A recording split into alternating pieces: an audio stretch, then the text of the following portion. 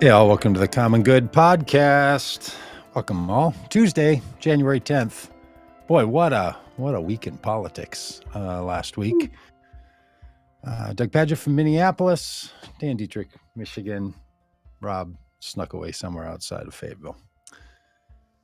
Well, the weather outside is gloomy, but the Republicans are ridiculous. Ridiculous. Last week we did 22 crazy political stories from the year 2022. And point. little did we know that number one of 2023, maybe number one, number two, number three, several of the things that could make the list for crazy political stories of 2023 was just around the corner. Wow.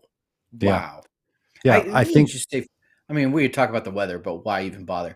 I could not tear. I have no idea what the weather is because I could not tear my eyes away from this.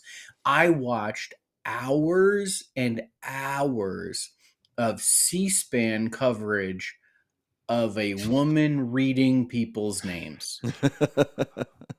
Robb, I was trying to do the math and I thought, okay, there's 435 members. She says a name. They say a name. That's 870 names read each time they do one of those things. And they times did 15 of them. Oh, gosh. I think it was 26 hours or something of in-session, just jibber-jabber and nonsense. Yeah, and I watched so it all. many things. Yeah. I was no, listen, I don't think they're making a mini-series out of it. Yeah, fantastic. I mean, who knew that the spin-off from the January 6th Commission would be so exciting? Yeah. I was in my car with YouTube open on my phone because I couldn't turn it off. Now, this all might say more about you than the excitement of the programming. Did you guys hear this, that C-SPAN, when neither party is in control of the House, they have free reign to do whatever they want with their video cameras? Yeah. And so we were seeing things that normally we don't get to see, right? Yes. I actually was watching on C-SPAN's YouTube channel. I don't typically watch news. I don't watch a lot of CNBC or CNBC or CNN or MSNBC or Fox. I just don't watch much of that stuff at all. So I was watching. There's a lot going on. You should keep up. Yeah, well, I do keep up. So I wasn't getting, so I was watching the C-SPAN coverage, and every once in a while they would break in and they would say a couple of things. They would always say, this is where we're at. We're on this vote, McCarthy, very boringly, they would cut in and say something. Yeah. And then they would say, they would typically read a couple of tweets from actual reporters. And then they would say, if you're enjoying the C-SPAN coverage, just know that we have control of the cameras, which is why you're getting to see stuff that you don't normally get to see. But as soon as the speaker is elected, we'll no longer have control of the cameras. And all of the networks are using our feed. Yeah. So, you're welcome, America. Yes. It was fantastic. Well, among the things that sunk my heart was that 2 years ago to the day, at one point on Friday, the very people who had instigated the election result denying from 2020 fueled their own supporters to rally against the government's certification of a national presidential election. Those same people, including McCarthy, and of course the gaggle of Green and Boebert and Gates and the others, were the people who not only were in control, but the people who were negotiating more control. That rather than our country coming to its solemn moment in recognition 2 years later, after all the revelations of the January 6th. I'm sorry, Doug, I have breaking news. I hate to interrupt you. Literally have breaking news. Please. Katie Porter just announced that she's running for the United States Senate in California. Nice. Katie Porter's running for Senate. Hot diggity dog. Well, that's great. See, now in our world, you cheer that on. Over in the Republican side, you know what they cheer on?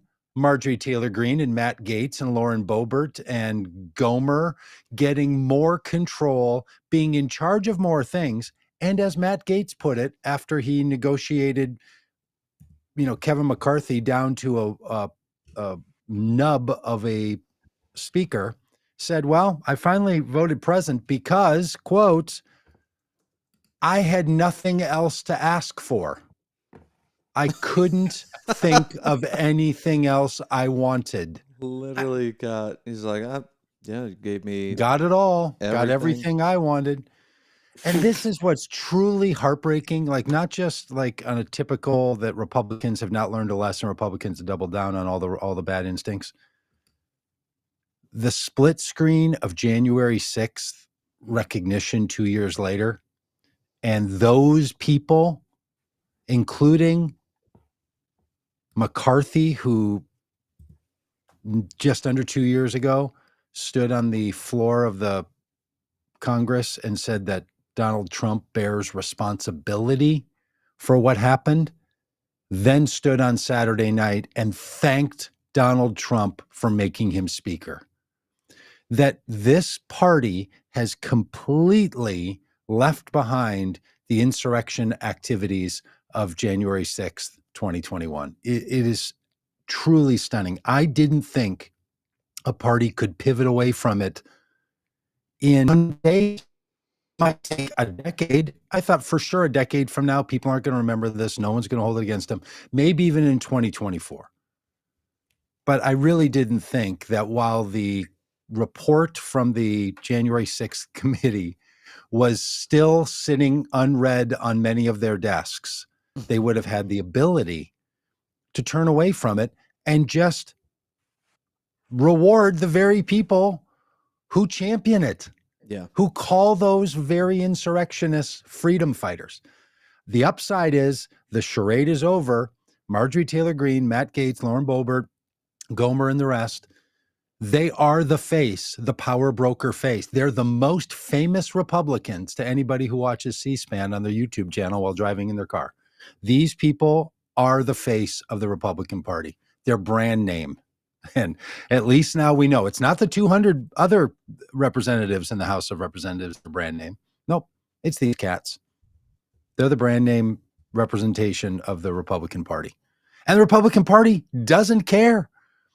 They don't care. What they could have done, Rob, Dan, what I thought they might even do was say, rather than negotiating with you, 20, we're just going to go get 20 people from the Democratic Party and let those people have a more prominent role on some, like give them the same thing that we're giving to you, but not give you power. But rather, McCarthy says, well, at least we got that worked out.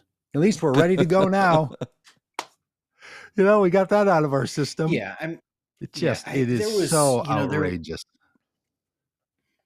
There was a lot of kind of, machinations and dreaming of a West Wing style, like,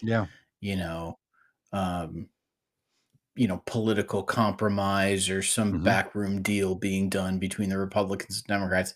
It's never going to happen. No, apparently because, not. If you do that, it would absolutely be good for America. But if you do that, how do you fundraise? How do you go to the type of people who donate to Republicans? They, we cut a deal with the Democrats. It's just as fun as it would have been, and as amazing as it would have been. It just is not realistic. The partisan and that's the thing about the Republican voters is that they would rather fund people who make deals with the Gateses and even the moderates. All my moderate friends, really good friends, are like, I don't even follow all this stuff. Who's Lauren Boebert? I don't even know who these people are. Mm-hmm. That apparently those folks are not interested in donations. They're not interested in this. Caveat again, this is why small donations and the move to small donations is ruined American politics. It has just made it crazy that you have to go out and find 500,000 people who think crazy thoughts to fund you. It is. I mean, we've got to find another solution. I'm not saying big money should be it, but this, like, go out and send, chip in $5 emails is the way. That's the only way you're going to fundraise, and it all comes back to fundraising. If that's true, I'm not entirely sure that it is only about fundraising, because I don't think a lot of those moderates are fundraising off of the Nutter Butters. I think it's something else. I don't know. I think it's just hardwired goofville. Yeah, I mean, I want to make another point here. Is part of the problem that has happened in this place. There's been a shift in the Overton window in terms of defining, conservative, moderate, and progressive. You think? Because sure has. And look, the idea that McCarthy and Scalise are